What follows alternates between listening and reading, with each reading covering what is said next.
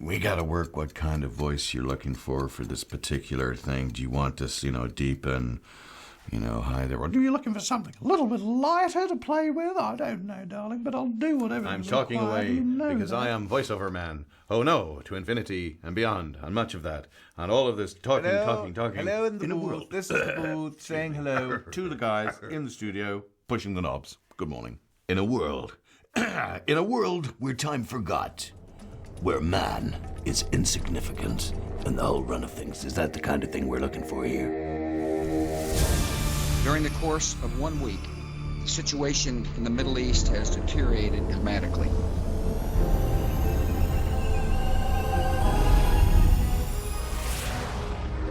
It's beyond our understanding. Centered around the city of Jerusalem, events touching the lives of every living creature on Earth. The message is a warning.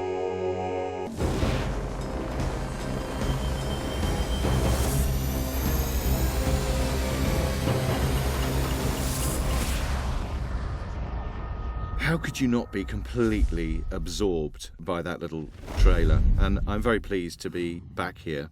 Certainly, the statement, only the wise will understand and live, is enough to grab your attention. The producers very kindly approached me, I think because I'm a bit of a skeptic, because I'm not particularly religious. It's a topic that is so interesting. They asked me if I would like to go on the journey of a lifetime. How could I refuse? So now I have this dossier with lots of documents in, and I'm not given too much information because together we're all going to explore this. But I have looked at a sort of an overview of where we're going, and if this transpires to be true, it's going to be life-changing for all of us. There are those who claim that ancient civilizations have recorded visitations from mystical beings, visitors from other worlds and dimensions. They say that they came to warn mankind of future events that will affect our very existence.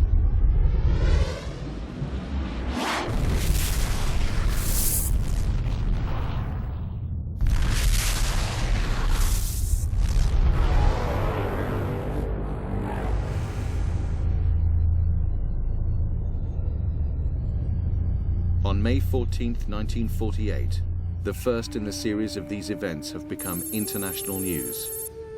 It is claimed that now over 100 events have seen fulfillment with deadly accuracy. Tumultuous events are beginning to take place.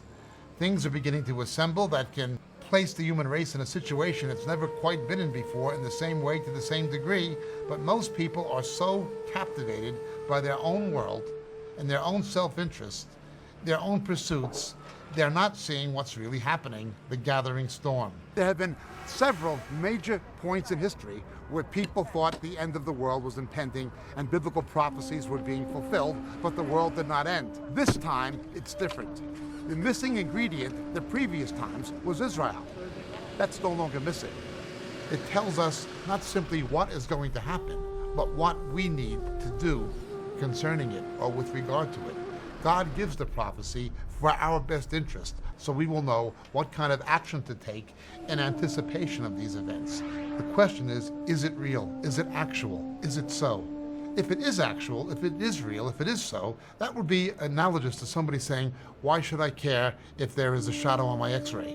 Why should I worry about a blood chemistry or a medical examination? What's it to me? If it's real, if it's accurate, if it is so, its consequences become unavoidable to you. These events that are overtaking the contemporary world, particularly focused on the Middle East, will be universally cataclysmic if the scriptures are correct. It will affect everyone on the planet, either directly or indirectly in some way. The consequences will be inescapable. You need to know what it means for you. Today, in the environment we live in, people cannot say, who cares what happens on Wall Street? Who cares what happens in the city of London or with the banking crisis? Directly or indirectly, you're going to be affected by it. It's going to affect everything from what you purchase, to your family holidays, to your retirement, to your pension. You can't say, Wall Street is so far removed from me, or what happens in international banks is so far removed from me, it's of no consequence to me. It is of consequence to you. We'll multiply that 1,000-fold. That is biblical prophecy. It does sound like a lot of science fiction. However, some of the headings that I've already seen are things that are happening now. So, in order to begin this journey, I think the first thing that we need to do is investigate the scrolls. Let's see if they can be authenticated. Let's see if they are what they profess to be.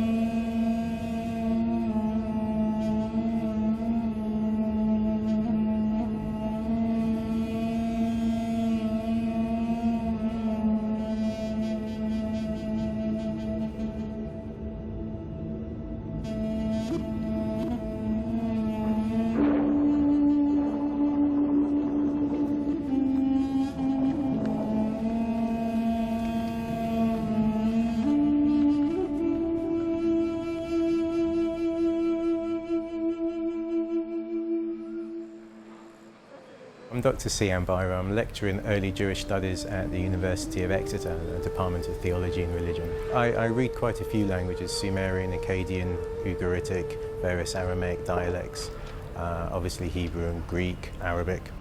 As you can see, we're in Jerusalem because this is where the Dead Sea Scrolls are kept, at the Israel Museum at a specially built place called the Shrine of the Book.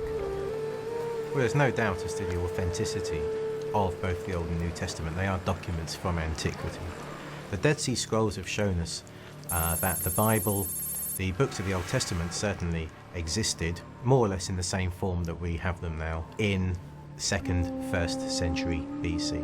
The New Testament, content-wise, is easily a genuine 1st century CE Jewish book. The Bible is clearly the most important book ever written. It's extremely special.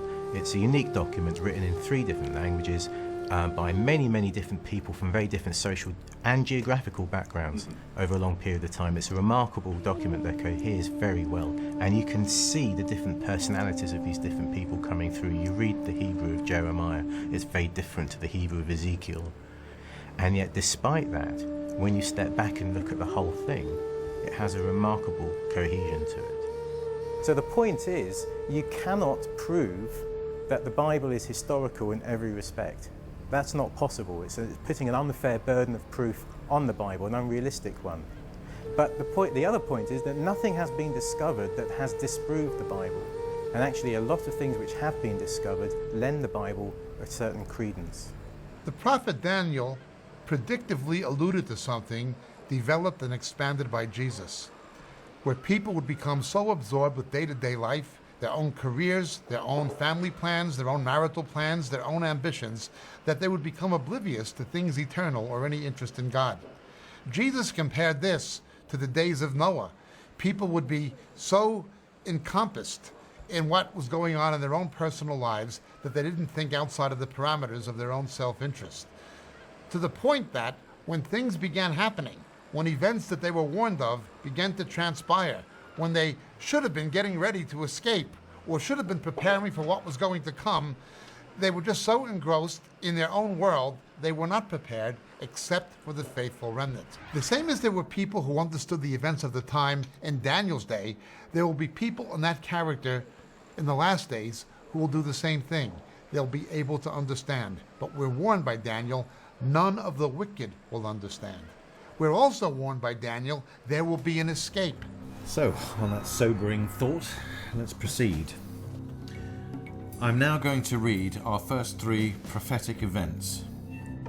Israel will be dispersed, despised, and regathered.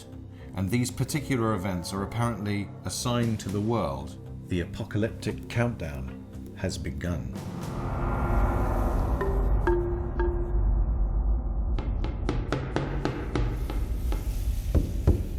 As Jesus warned, as Daniel predicted, the Romans would destroy Jerusalem and Jews became evicted progressively in the 1st and 2nd century from Jerusalem and from the area of southern Israel. They were dispersed far and wide, certainly throughout Europe Asia, even into Africa and into the New World. This happened. Then the Lord will scatter you among all nations, from one end of the earth to the other. Among those nations you will find no repose, no resting place for the sole of your foot. You will live in constant suspense, filled with dread both night and day, never sure of your life. History has been plagued by anti-Semitism towards the Jews. This hatred of the Jews, we hate you. Jews were persecuted in every nation in which they lived. It's not even logical. And it is predicted in the Torah of the Jews, in the book of Deuteronomy chapter 28 and Leviticus chapter 26, that these things would happen to the Jews. And the ugly history of anti-Semitism is foretold there.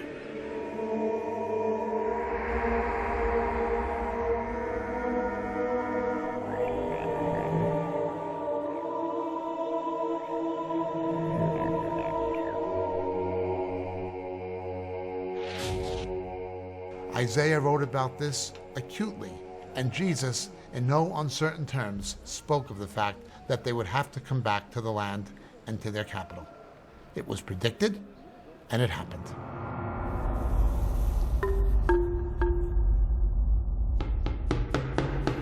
It says in Ezekiel chapter 37, verse 21, this is God speaking, and I will take the children of Israel from among the nations, wherever they have gone, and will gather them from every side and bring them back into their own land. Now, the point of this passage is there's never been a point in history where the Jews have been gathered back to the land of Israel and been given back their land and given back their nationhood from all the nations round about, except in 1948.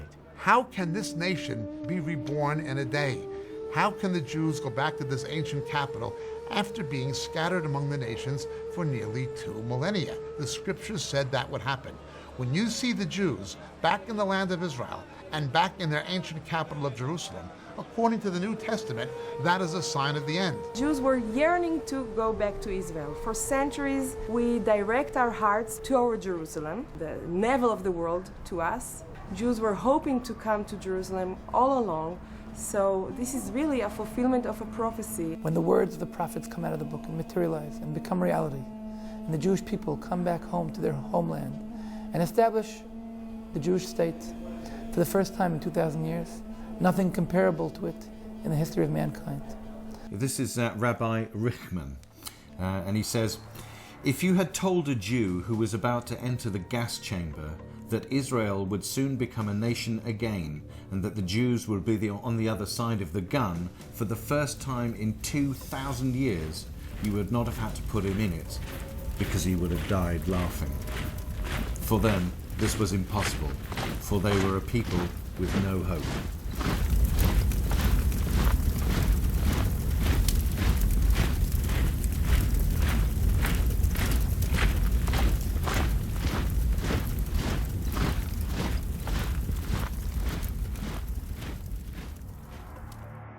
So we've looked at the prophecies of dispersion, and certainly there's every evidence to show that the Jews were dispersed from Israel. We've looked at them being despised. Adolf Hitler doing his very best to get rid of every Jew on the planet, hating them with a passion. Why? The head of Hezbollah says, if all the Jews gather in Israel, it will save us the trouble of going after them worldwide. Why do people hate them? Why is there such a strong anti-Semitic movement in the world? And the regathering, of course. 1948 sees the rebirth of Israel. It's interesting how the prophecies seem to be pretty accurate. This is a prophecy from Zechariah, and it's about 2,500 years old. And in the day I will make Jerusalem a burdensome stone for all peoples. All who lift it or burden themselves with it shall be sorely wounded, and all the nations of the earth shall come and gather together against it.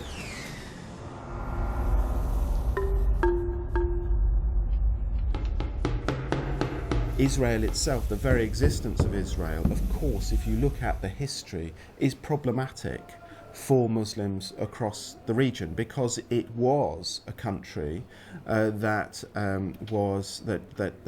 had many faiths within it. The claims to that land are contested, and they remain contested.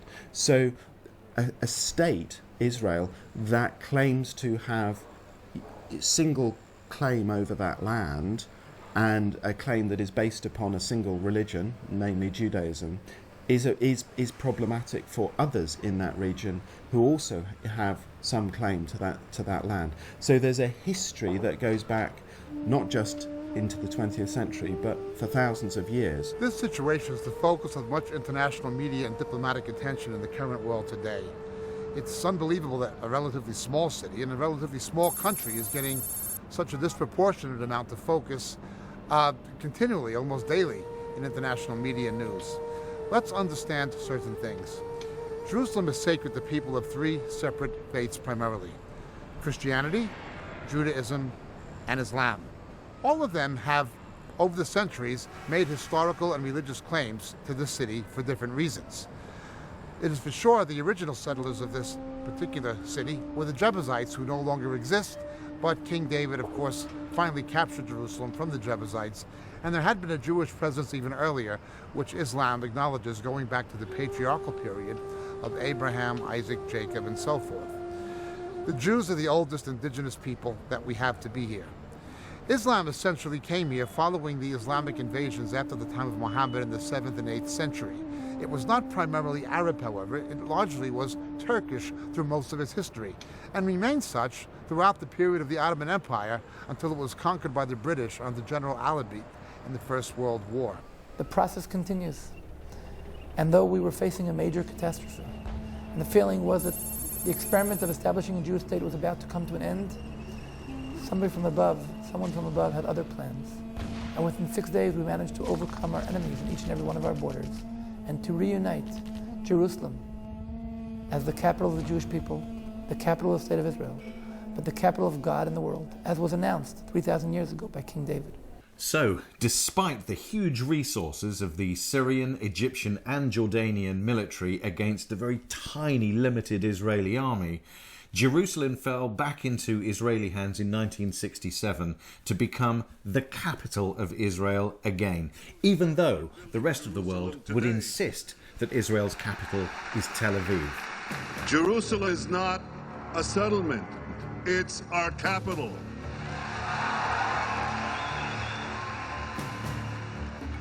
Moving on, Zephaniah, and this is taken from about 622 BC. Then I will restore to the peoples a pure language, that they all may call on the name of the Lord, to serve him with one accord.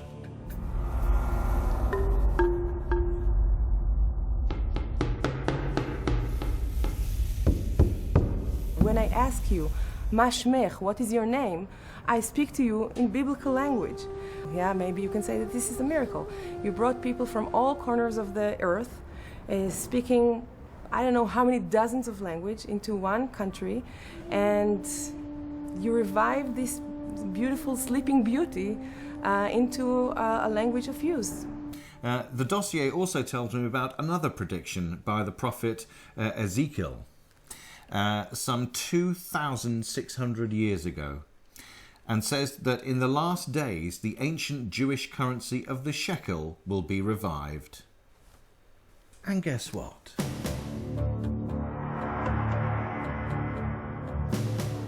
Dispersed, despised, regathered with Jerusalem as its capital, language restored, and of course the shekel. All predicted, all true. So, you can look at this two ways right now. We could say it's a bunch of coincidences, or we can go further and think, is there actually something in this? What do you think? Let's find out more. Nearly 3,000 years ago, the prophet Isaiah predicted that water will gush forth in the wilderness and streams in the desert. The burning sand will become a pool, the thirsty ground bubbling springs.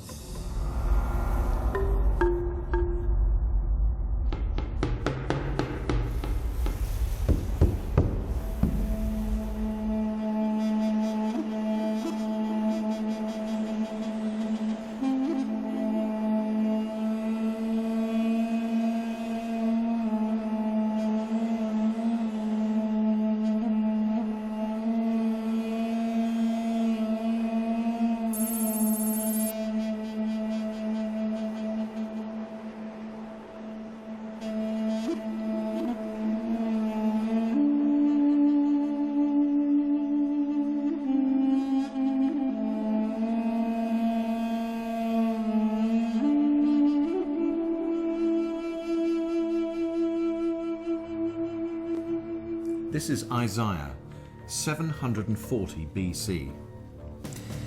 I will set pines in the wasteland, the fir and the cypress together. In days to come, Israel will take root. She will bud and blossom and fill the world with fruit. They will say, this land that was laid waste has become like the Garden of Eden. The desert and the parched land will be glad. The wilderness will rejoice and blossom. Like the crocus, it will burst into bloom.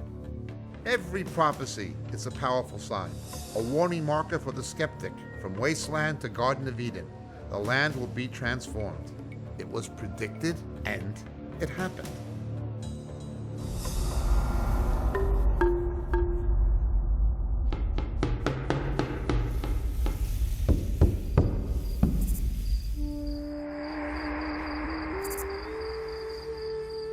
These are all predicted by the Hebrew prophets. When the restoration of the nation would take place, there would be a national reforestation, and Israel would become an agricultural producing nation. For the centuries when the Jews were not in control, the land was largely barren. When the Zionists first came here, it was largely either malarial-infested swamp or else desert. In fact, the Turks imposed a tax on the growth of trees. Well, once Israel became a nation in 1948, there was an intense national program of national reforestation, literally fulfilling this prophecy. And of course, Israel is the garden of the Middle East. You don't find so much agricultural land recovered from a desert wilderness anywhere else in the Middle East. Other nations would like to have it, but Israel has made the deserts blossom just as was predicted. First people who came here saw nothing but salty water, desert, and it was quite a big adventure. Right from the beginning, they would try to establish orchards. They tried to grow all kind of orchard. When I came into the business, I found plums, peaches, apricot, pears, and all kind of fruit. Now we have the biggest olive orchard in the country, and we are exporting the olive oil into the world. And it seems that it's going well. The mountains will drip with sweet wine. All the hills shall flow. I will bring back the captives of my people Israel. They shall build the waste cities and inhabit them. They shall plant vineyards and drink wine from them. They shall also make gardens and eat fruit from them. We see that happening now. Israel shall blossom and bud and fill the face of the world with fruit. Just some of the produce from Israel. Pomegranates, peppers, marble cake, baby peppers, melons, chocolate, and you can see somebody's already had a little nibble. Israeli wine. Smells good. Very good, very good. The transformation is remarkable, but it's come about because of a lot of hard graft from people working in kibbutzes over the last 40 years and financial investment and grown-up irrigation systems that have been put into place and so on, all of which every other country, given the finances in that region, could achieve. The spooky thing is, only Israel has managed to get itself together in this capacity. Now, is that just something that would happen because they're a smart nation? Or is it because it was foretold?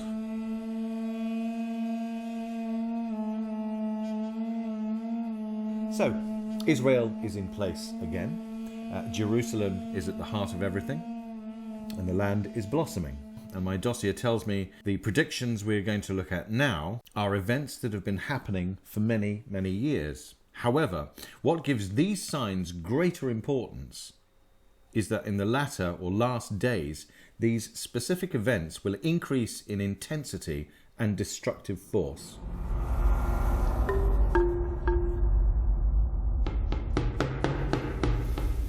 The scriptures speak of 4 kinds of calamity that will take place as we approach the end of the age. The first is largely environmental. Things such as natural disasters, pestilence, famines, things of this nature, increases of disease, food shortages, and so forth. So according to the prophecies, we will see an increase in catastrophes. Well, I don't think anyone here would disagree with the things that have been happening. You only need to turn on your television and you'll see footage of floodings, tsunamis, earthquakes. It seems all too common. In fact, so much so, I think in the last 5 or 10 years, we've seen so much television footage of these natural disasters that you're kind of used to it. It's not shocking anymore.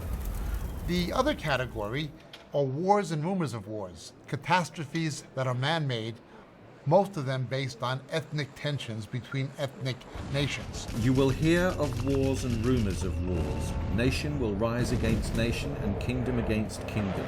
There will be famines, earthquakes, signs in the sun, moon and stars. Nations will be in anguish at the roaring and tossing of the sea. Men will faint from terror, apprehensive of what is coming on the world. Such things must happen. All these are the beginning of birth pains. So that means more natural disasters, more often. And it seems like we're seeing evidence of that now. Changes in society will trigger the final events where there will be no turning back. It was predicted, and it is happening. Lawlessness, moral decline, and the greed is good culture.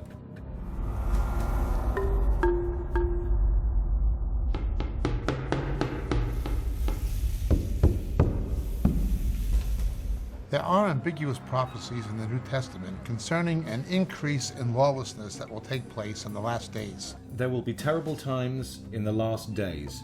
People will be lovers of themselves, lovers of money, boastful, proud, abusive, disobedient to their parents, ungrateful, unholy, without love, unforgiving, slanderous, without self-control, brutal, not lovers of the good, treacherous, rash, conceited, lovers of pleasure.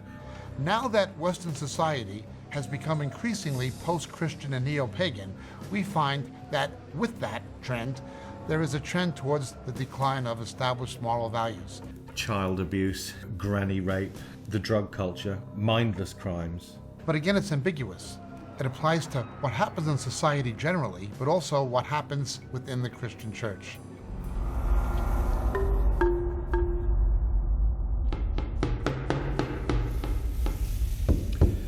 Okay, taking a look at these predictions, I'm beginning to understand how indeed these prophecies are integrated. It requires one event to precede the next, and they build upon each other to make the bigger picture. So next on the list is spiritual deception, which is apparently one of the greatest signs that the end is closing in. Mass spiritual delusion will captivate millions as they seek signs and wonders, opening a door for the greatest delusion of all time. It was predicted, and it is happening. Over the years, there's been an increase in the number of people that have contacted Reach Out Trust that feel they have been deceived by some churches that they went to, by some groups that they thought were Christian and were not. And they found that in the end, it's not the truth as they were told it to be. And as we began to investigate and look at this, we found it very interesting that the Bible talks about a period of time, the end of the age. And it says that in this period of time, at the end of the age, this very deception that these people have is going to increase. The thing reiterated by Jesus the most was undoubtedly deception within the Christian church. Again, the false teachers, the false prophets, even false messiahs. Over the years, Reach Out Trust has seen an increase in the falling away of people within churches from true Christianity. They've moved away from biblical truth. Something has happened in recent years. The traditional gospel message has been maligned, even discredited by televangelists. Born again has become a household joke associated with religious con artistry. Unfortunately, people will tend to dismiss the traditional Christian message because of this financial con artistry that's conspicuous to everybody, ignoring the fact that Jesus himself warned it was going to happen. Many would come in his name and lead many people astray. This is something the scriptures speak of as the great apostasy, the departure from the truth. I think most of the blame for this should be set very squarely at the foot of Christianity, which as an established religion has done its best to completely discredit the Bible as a document and make even the person of Jesus, who, if you just ignore Christianity, Jesus is an extremely attractive personality with a lot of very good things to say, but people get put off investigating these things because of the way Christianity is and presents itself. And yet the Bible is the backbone to Christianity, is it not? Unfortunately, the established institutionalized Christianity just tends to ignore the Bible. We are told this is associated with the advent of the man of lawlessness, one of the metaphors for the Antichrist. And people will actually be given over to believe in him by God as a judgment. In other words, if you want false prophets, God will cause you to believe one. If you want a false Messiah, God will cause you to follow one. The coming of this lawless one will be in accordance with the work of Satan displayed in all kinds of counterfeit miracles, signs and wonders. But who's he warning? He's warning people who claim to be Christians, who should know better.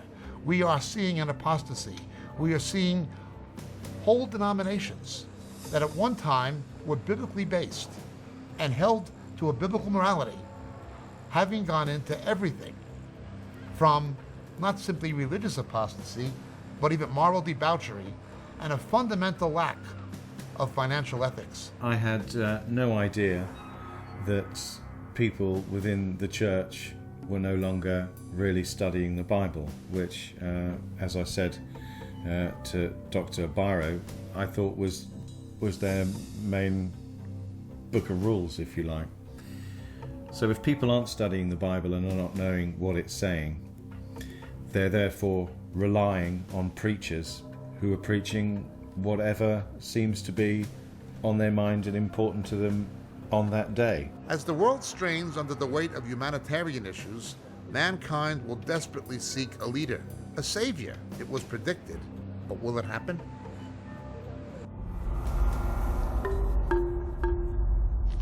But it is clear to all concerned, when it comes to nuclear weapons, we have reached a decisive point. This is not simply about America's interests.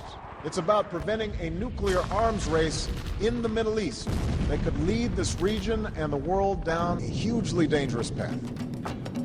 There will be a convergence of calamities, environmental, economic, political, and strategic, taking place, much of it centered in the Middle East. In desperation, the world will look to a political leader and a religious leader as some kind of a redeemer figure. It's curious that as we enter the world we're in now, New Agers are waiting for someone called Maitreya. Muslims are waiting for the Mahdi. Buddhists are waiting for the fifth Buddha. Jews are waiting for the advent of the Messiah. Christians are waiting for the return of Christ. A spiritual counterfeit will come, quite possibly being all things to all people. He will be able to unite the world's faiths with a political agenda, coming as this messianic figure, posing as having a capability of restoring prosperity and stability in an atmosphere of utter chaos that has people terrified. In their terror about what's transpiring environmentally, what's transpiring strategically and economically, they will look to a man instead of to God, and they'll get one. This is the one the New Testament calls the man of sin, the Antichrist, and he will come to power assisted by a corrupted global religious system. Is there, the possibility of one world leader emerging? Well, I would say the country which has the greatest potential to create world peace, despite all the mistakes which it has made and is making, is the US. The people of the world can live together in peace. We know that is God's vision. Now that must be our work here on earth. Thank you, and may God's peace be upon you. Thank you very much.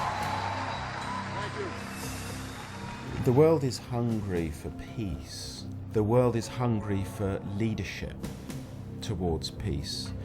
I think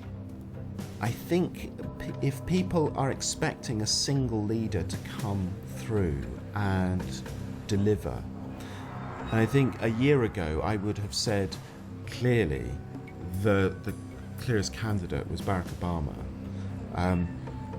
then I think Barack Obama himself has demonstrated that the model of a single person coming through, knocking heads together, if you like, and then solving these issues, it's really never going to work.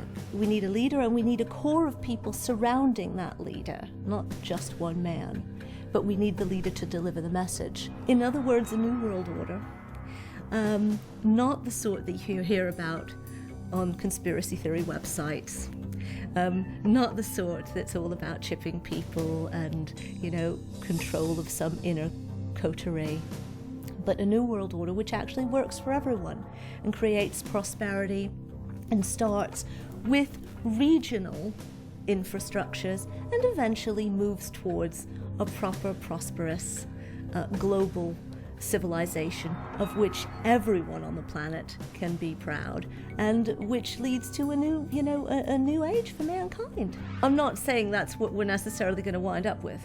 I'm saying that with the right kind of leadership, well, I'm a positive person.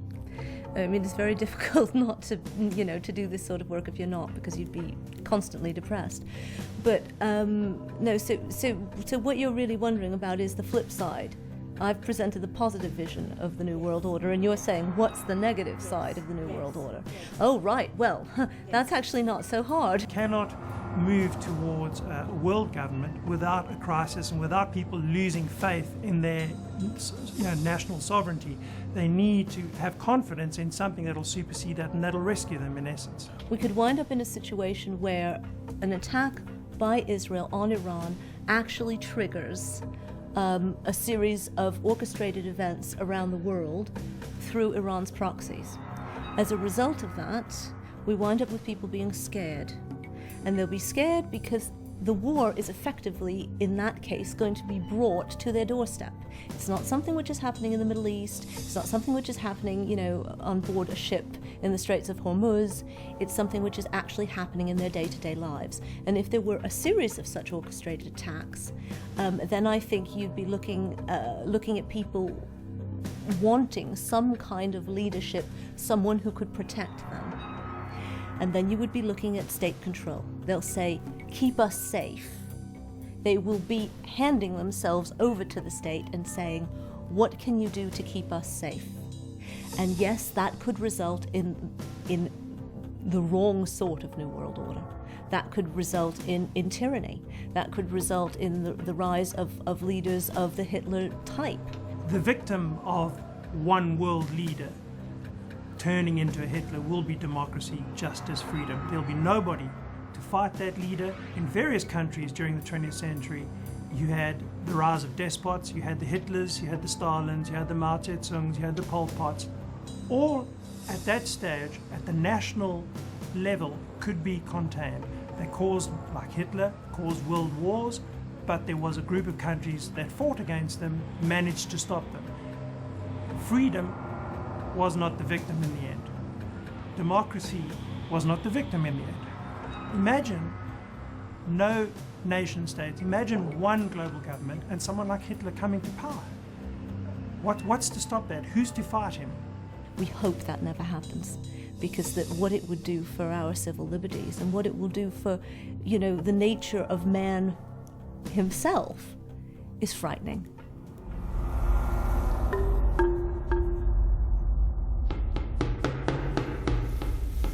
He, the Antichrist, also forced everyone, small or great, rich or poor, free or slave, to receive a mark on his right hand or his forehead, so that no one could buy or sell unless he had the mark. Revelation 20, verse 4. And I saw the souls of those who had been beheaded because of their testimony for Jesus and because of the word of God. They had not worshipped the beast or his image, and had not received his mark on their foreheads or their hands. Let's watch a film. The scriptures speak of a new kind of currency that will take place, some would suggest in the form of some kind of a microchip, on the forehead or on the right hand, by which people will be able to buy and sell, but not be able to buy and sell without it. Increasingly, financial institutions are looking to new technologies to cope with this problem of finding a means of currency that will function the way credit cards do, but will not be a credit card. That will not be something that which you can easily counterfeit or easily defraud someone with. Well, obviously, implantation is the direction these technologies are generally taking. The next revolution, unquestionably, is going to be nanotechnology. That's the ability to create structures that will manipulate matter at the atomic or molecular level. The way that could manifest is in various small chips, turning human beings into walking technology. Implantation is already beginning to take place experimentally on humans. The essential technology already exists. Well, the book of Revelation tells us that will be a final currency. No one will be able to buy and sell without it. Whoever controls that technology will ultimately, fundamentally control our lives. And it is very much a case that ultimately it'll be government that does control and run all of those technologies.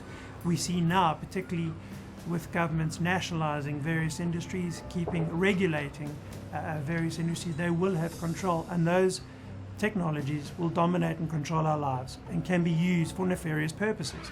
It's a whole system that is designed to collapse you down into a single official identity that the only way you can access certainly public services and increasingly live your life in a normal fashion would be if you were using your officially assigned sort of identity to confirm facts about yourself. We're not against any particular technology per se.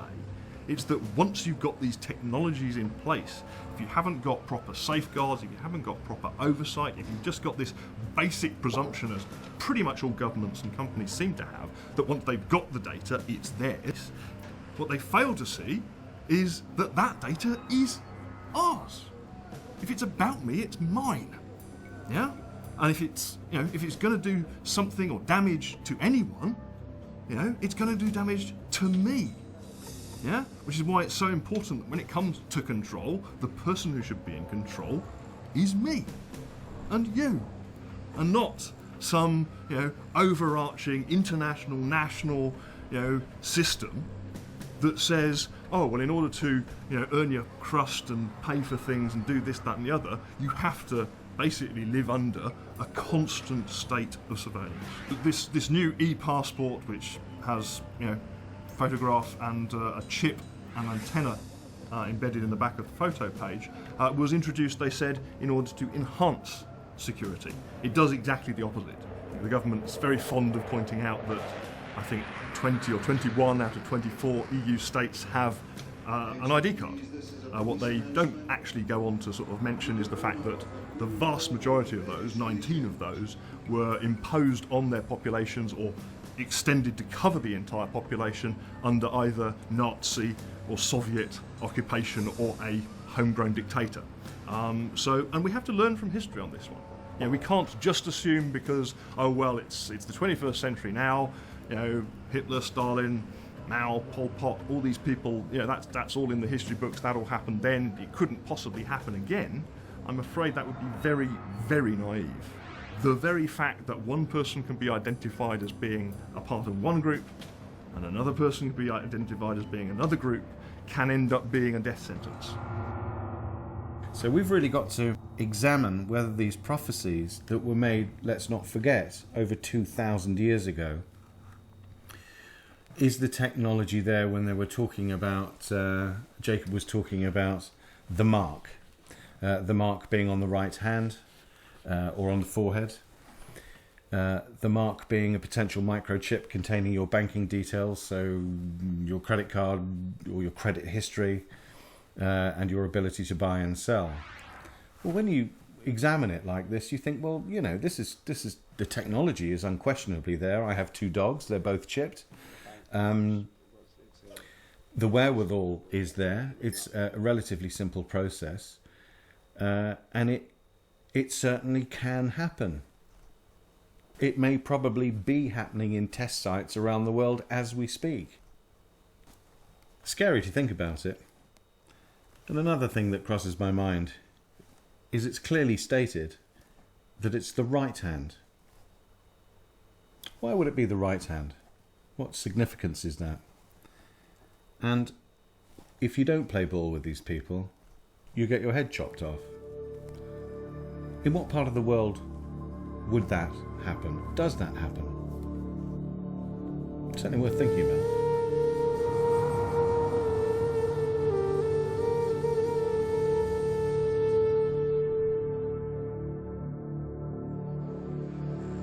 Many will strive for peace in the Middle East, yet prophecy indicates Russia, Iran, Turkey, and others will war with Israel.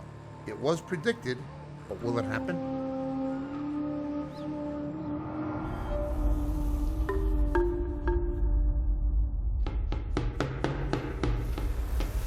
Both the book of Revelation and the prophet Daniel speak of this last 7 years of human history being divided into two halves. At the onset of this 7-year period, a peace treaty proposing to bring peace to the Middle East between Israel and the nations surrounding it will be inaugurated, which will be broken halfway through by this person whom we call the Antichrist. This person who's going to come, try to persuade the Jews he is some kind of a deliverer figure and bring a peace to the Middle East, but he will also not simply deceive Israel. He will deceive the nations. He will come as a man of peace, but he'll actually be a man of war.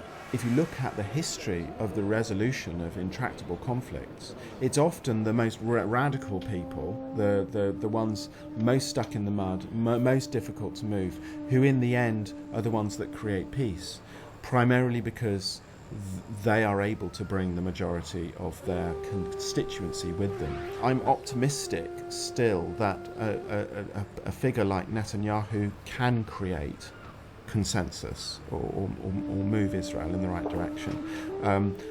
That's not based on any fact, because I mean, anybody that looks at the situation today, anybody you talk to, will be quite pessimistic about the outcome. But solutions can come out from nowhere. If Israel is going to survive, it has to become part of a wider architecture, and that is going to have to be orchestrated by the US. Too much blood has been shed.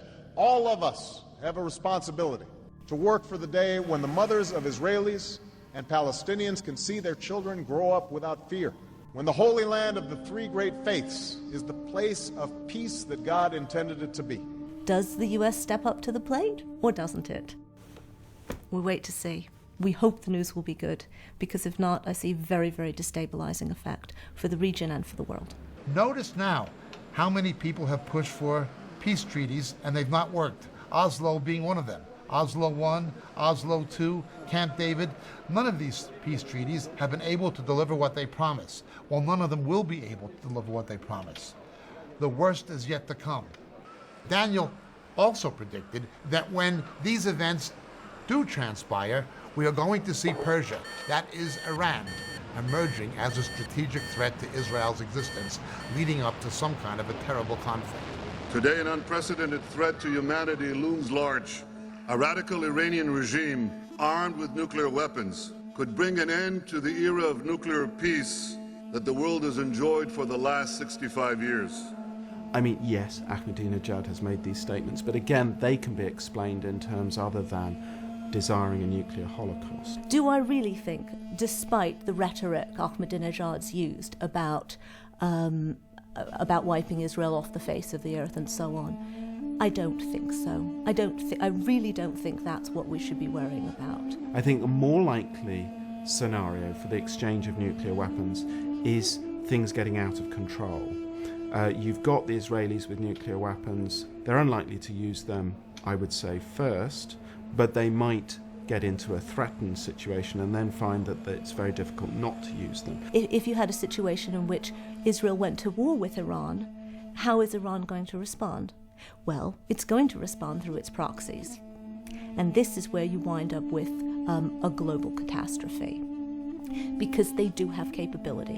Whether we like it or not, they have capability in probably on every continent, in every city, and maybe even in many smaller regions around the world. And we know that. So it will be very difficult to prove who's doing what, but we will suddenly see at that moment a spark of international terrorist activity, some of which will be copycatting, much of which will be inspired as a result of, or orchestrated directly through Iran. So I think that is the greatest danger, and that's the thing that needs to be avoided. Why would Russia align itself with Iran when Russia itself is afraid of what Iran represents, Islamic fundamentalism? It does not seem to make any strategic sense or any logical sense, except that Russia could see Iran as a mechanism to bring about such an instability in the Middle East where Arab oil would no longer be reliable and the value of Russian oil and natural gas would go through the roof, making Russia the new Saudi Arabia. That is one possible explanation some people have cited.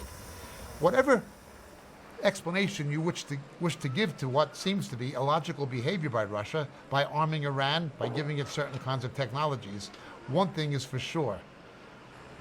We are told by Ezekiel, Russia, Turkey, and certainly the nations of Soviet Central Asia, as it was once known, will come into some kind of a military confederation with Iran in order to invade Israel, but it will fail due to divine intervention that will in part involve natural disasters. Now, Russia has actually used Iran in many respects up to this point.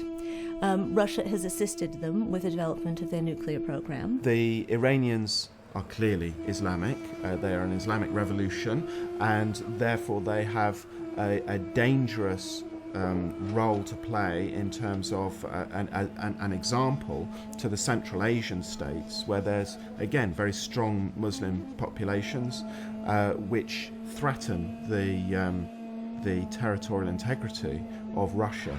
Nevertheless, in terms of strategic relationship, Iran has oil. Iran is a big player in the region. There is a possibility of Russia playing a distinctive role if they can develop a relationship with Iran. And so it tries to distance itself from the United States, who of course has a very, very close relationship with Israel. That means that the Russians and the Israelis are not going to see eye to eye. Turkey rising as a potential enemy? Yes, it's possible. Turkey is one of the very few states that has been a friend of Israel within the Muslim world. If they lose Turkey, it isolates Israel much more. Russia signed an agreement with Turkey to build a $20 billion nuclear facility, 4.8 gigawatts, actually in Turkey. Russia will provide the expertise and will hold 51% of the shares in this consortium. Now you tell me what that means for the region. Turkey actually has power, and its power, it has the power to create great peace in the region, actually, through its economic enterprises and Davutoglu's vision, their current foreign minister's vision. But equally, that power could be used in the opposite way. And it could actually be a catalyst for war. So the prophecies seem to be quite accurate. Spooky. Is this all a coincidence? I'm thinking not. I don't know what you think. The constellation of global events are almost complete. The predictions are a clear, visible sign. Right, our next chapter. A mountain splits water from under a great temple, a gate sealed.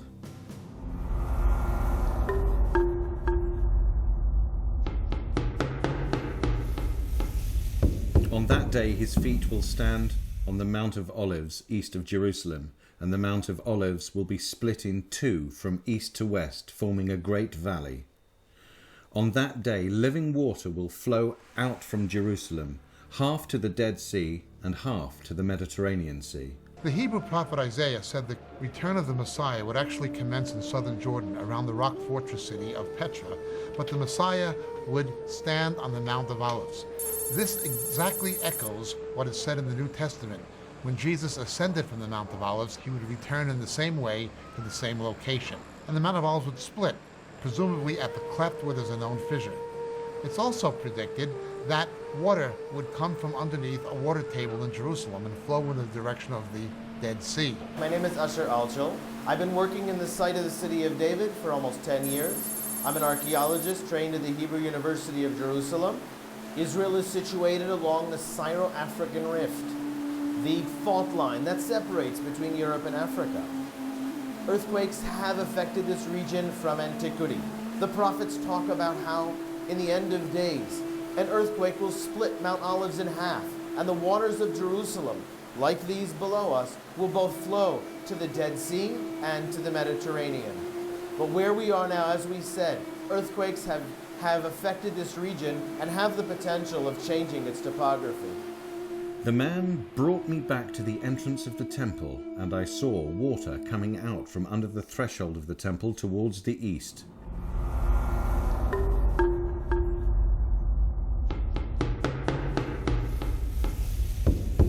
There will have to be a rebuilding of the temple in the book of Revelation, chapter 11, as it were a tribulational temple. It'll have to happen. And as we speak, there are yeshivas, Jewish religious schools dedicated to resurrecting the ancient Levitical priesthood. There's a temple institute that is in the process of collecting, restoring, designing the artifacts necessary to reintroduce Levitical worship. It's underway even as we speak. The Torah obligates us. Make me a sanctuary and I will dwell among the people. And this is exactly what we are doing. We are trying to build the house of God, the third temple, as prophesied by the prophets, each and every one of them, because that is the center core of the book, to respond to the command, to the obligation of the Word of God. Make me a sanctuary and I will dwell amongst you. So we began with the major vessels, the showbread table, the incense altar, the menorah, the musical instruments, the vestments of the high priest, and step by step, we have already concluded over 70 of the vessels. If we only began 25 years ago with a handful of people, we presently have over 100,000 people who visit us annually. We have hundreds and hundreds of thousands of people from all around the world who hook into our website daily and are trying to be part of this godly, historical phenomenon. The time has come that the world be reunited around the one and only God, where God has chosen, Jerusalem. From the very first moment we actually begin, it should take between a year to 2 years to build.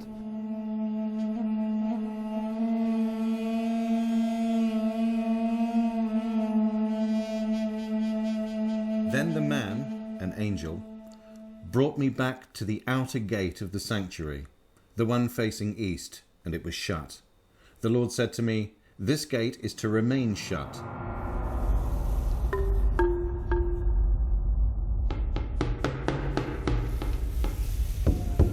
We have a prophecy in the book of Ezekiel that the east gate would be, as it were, blocked up or plugged up. Suleiman the Magnificent, understanding the Jewish belief that the Messiah would come through the east gate, put a cemetery in front of it because Jews would be ritually defiled had they tried to enter through the east gate via a cemetery, having even indirect contact with the corpse. But he also cemented it up, fulfilling this prophecy unbeknownst to him. However, God's Spirit will again enter through that gate at the end of the age. Despite the desires of many people over the centuries really to reopen it, it still remains closed, as Ezekiel prophesied it would.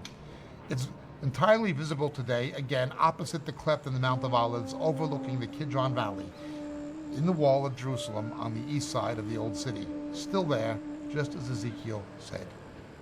Ezekiel again. The man brought me back to the entrance of the temple, and I saw water coming out from under the threshold of the temple towards the east. This water flows towards the eastern region, and it goes down into the Arabah, where it enters the sea. Swarms of living creatures will live wherever the rivers flow. There will be large numbers of fish, because this water flows there and makes the salt water fresh. So where the river flows, everything will live.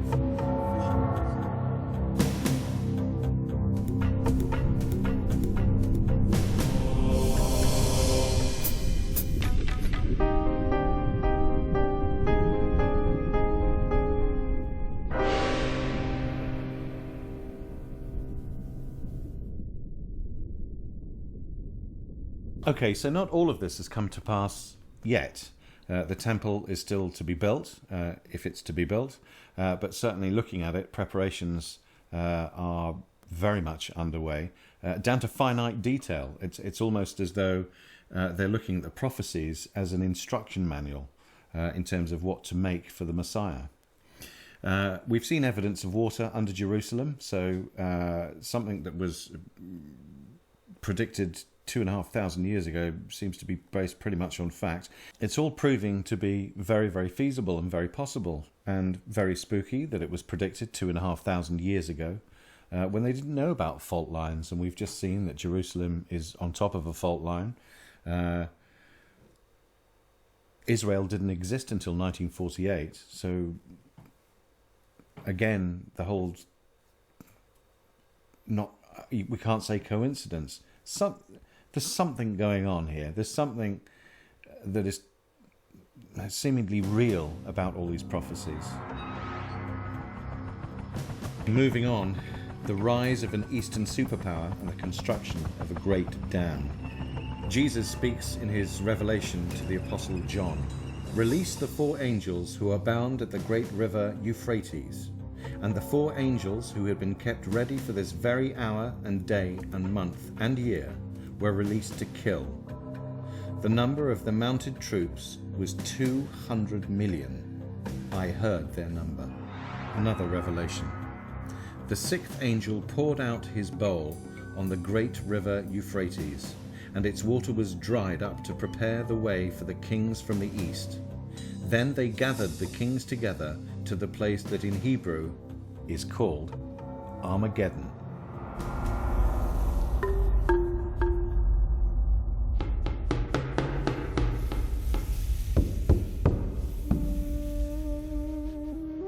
The scriptures speak of the kings of the East invading the Middle East. Genghis Khan almost attempted this, but never did. It was not the proper time for it to happen. The only nations in the world that could assemble an army of 200 million obviously would be in the Far East.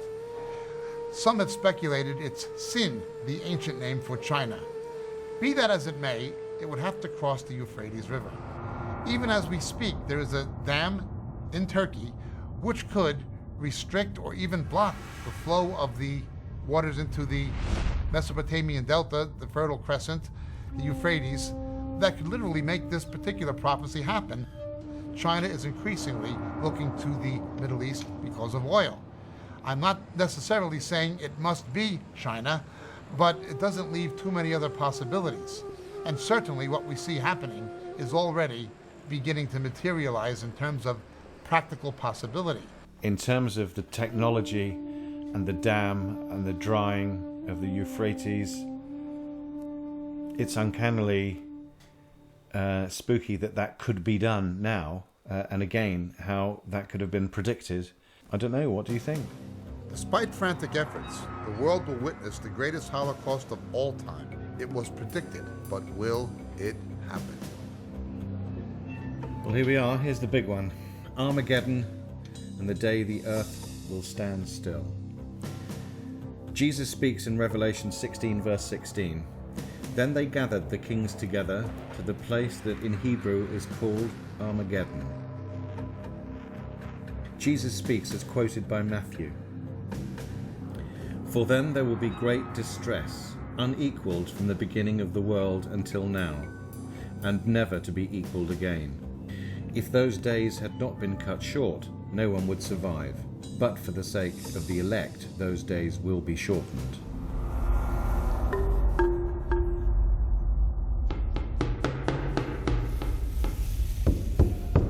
There are all sorts of ways in which one can cut the cake, if you like. You could say, for example, that the Americans and Russians, between them, possess 97% of the world's nuclear arsenals.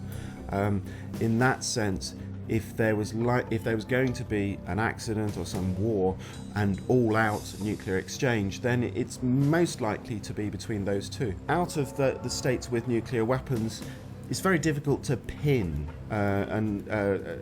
though I would say of them, Pakistan is probably the biggest problem. But then again, Israel, I haven't mentioned Israel. Israel exists in a very difficult relationship with its neighbours, and although none of its neighbours yet have a nuclear weapon to balance them, and nobody really seriously thinks that Israel will launch nuclear weapons anytime soon, it could very quickly get into some sort of conflict situation where nuclear weapons may come into play. That's more likely the closer Iran gets to acquiring a nuclear weapons capability. And that Iranian-Israeli relationship is one that I think we need to watch over the next few years as a potential spark point.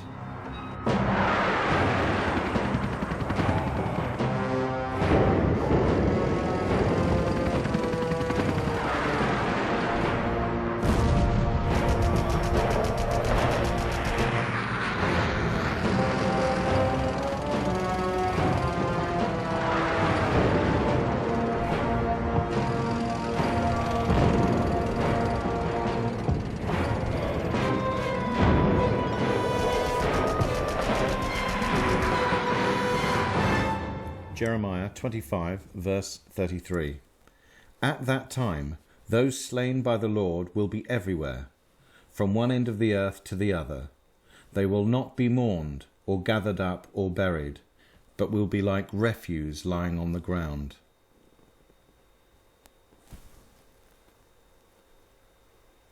I have the vision in my head of millions of slain bodies lying around, whether it's as a result of some massive device, megaton bomb, nuclear bomb. But from what this is saying, it is talking about the whole globe. It's utterly frightening and sadly possible. If nuclear weapons were used, either in the Middle East or I would say in the India-Pakistan relationship, you would, or if you had a nuclear weapon explode in London or New York or Paris or any city in the world, it would be a game changer. You know, September the 11th multiplied 100. And the reason for that is because people would recognise the vulnerability of modern society. You would get a significant immediate reduction in the confidence of urban living. You know, you would get a change in the way people related to each other on the international scene. And then you'd have two significant options. You'd have, we all need nuclear weapons to defend ourselves option, business as usual, but actually everybody engaging, and a distinct deterioration of security, and then a sort of Mad Max scenario. Or you could get a recognition that actually the problem, the threat from nuclear weapons is the nuclear weapons themselves, and we need to triple or multiply our efforts to get rid of them once and for all. And I know that's an optimistic scenario, you know, nuclear weapons are used and then everyone wakes up to their senses. But we will face that choice. We are specifically warned by Jesus that unless he returned, no human flesh would be saved. The human race would bring itself to the point of extinction. Technologically, that was not possible until the 20th century. It is easy to see how if there is a nuclear exchange in even one area of the world, it can easily spill over into a tinderbox effect globally. It was not possible either strategically or technologically up until the 1940s, but it's certainly possible now. Well, that certainly put a very harrowing image in my head. I don't know about you. We know that the Middle East is a political hotspot. We know the oil is an issue. We know that mankind certainly has created the ability to wipe itself out, with the Russians having something in the region of 13,000 nuclear warheads, the Americans 9,000. In Britain we've got something like 160.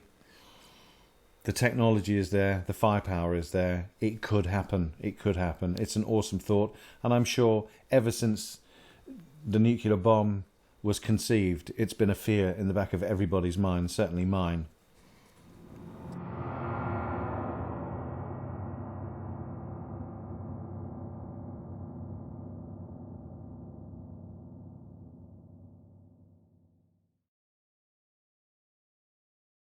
Okay, so far We're only really skimming the surface of what is a truly, truly fascinating subject. I always thought it was going to be fascinating from the moment I was approached to go on this journey.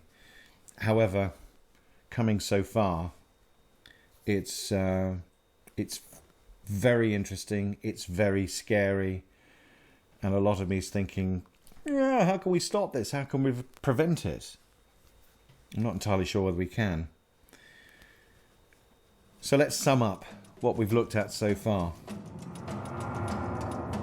As Jesus warned, as Daniel predicted, the Romans would destroy Jerusalem and Jews became evicted progressively in the 1st and 2nd century from Jerusalem and from the area of southern Israel.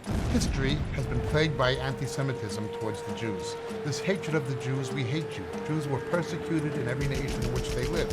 It's not even logical. And it is predicted in the Torah of the Jews, in the book of Deuteronomy chapter 28 and Leviticus chapter 26, that these things would happen to the Jews.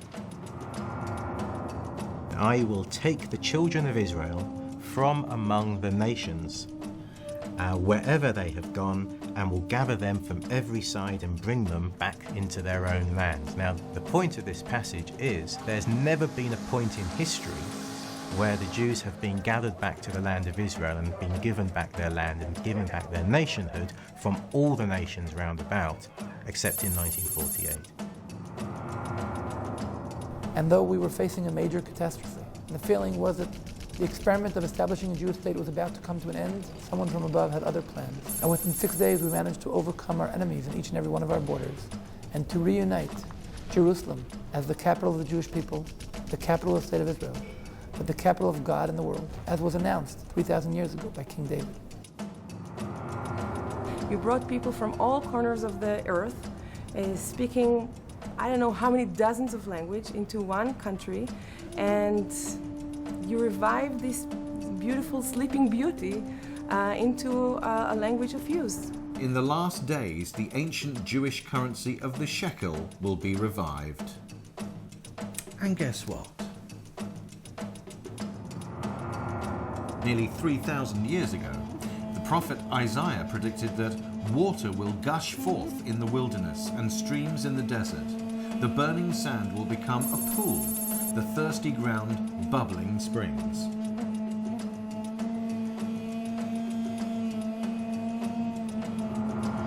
First people who came here saw nothing but salty water, desert.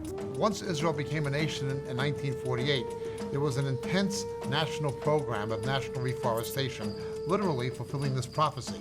And of course, Israel is the garden of the Middle East. You don't find so much agricultural land recovered from a desert wilderness anywhere else in the Middle East. The mountains will drip with sweet wine and fill the face of the world with fruit. You will hear of wars and rumors of wars. Nation will rise against nation and kingdom against kingdom. There will be famines, earthquakes, signs in the sun, moon and stars. Nations will be in anguish at the roaring and tossing of the sea. Men will faint from terror, apprehensive of what is coming on the world. Such things must happen.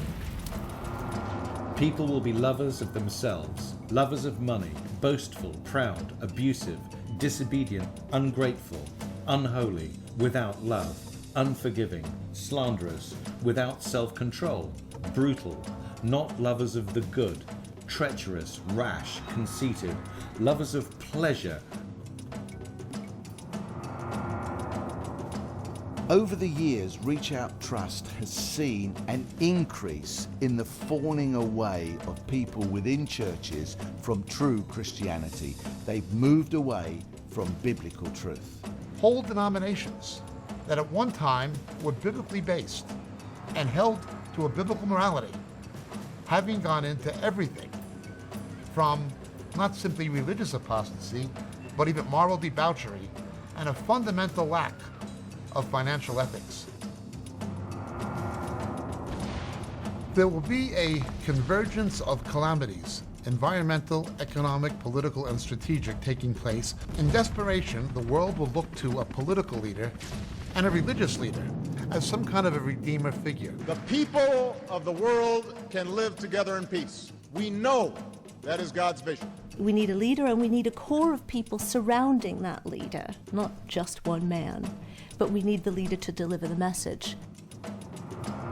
The scriptures speak of a new kind of currency that will take place, some would suggest in the form of some kind of a microchip on the forehead or on the right hand, by which people will be able to buy and sell, but not be able to buy and sell without it. The essential technology already exists. Well, the book of Revelation tells us that will be a final currency. No one will be able to buy and sell without it. We are going to see Persia, that is Iran, emerging as a strategic threat to Israel's existence. We are told by Ezekiel, Russia, Turkey, and certainly the nations of Soviet Central Asia will come into some kind of a military confederation with Iran in order to invade Israel, leading up to some kind of a terrible conflict. Israel is situated along the Syro-African Rift, the fault line that separates between Europe and Africa. The prophets talk about how, in the end of days, an earthquake will split Mount Olives in half, and the waters of Jerusalem, like these below us, will both flow to the Dead Sea and to the Mediterranean. The Torah obligates us. Make me a sanctuary and I will dwell amongst you. And this is exactly what we are doing. We are trying to build the house of God, the third temple. From the very first moment we actually begin, it should take between a year to 2 years to build. Despite the desires of many people over the centuries really to reopen it, it still remains closed, as Ezekiel prophesied it would. It's entirely visible today, again, opposite the cleft in the Mount of Olives, overlooking the Kidron Valley, in the wall of Jerusalem on the east side of the old city. Still there, just as Ezekiel said. The only nations in the world that could assemble an army of 200 million, obviously, would be in the Far East. Some have speculated it's Sin, the ancient name for China. Be that as it may, it would have to cross the Euphrates River. Even as we speak, there is a dam in Turkey which could restrict the flow of the waters into the Euphrates that could literally make this particular prophecy happen. I'm not necessarily saying it must be China, but it doesn't leave too many other possibilities. If nuclear weapons were used, it would be a game changer, September the 11th multiplied 100. We are specifically warned by Jesus that unless he returned, no human flesh would be saved. The human race would bring itself to the point of extinction. It was not possible, either strategically or technologically, up until the 1940s, but it's certainly possible now.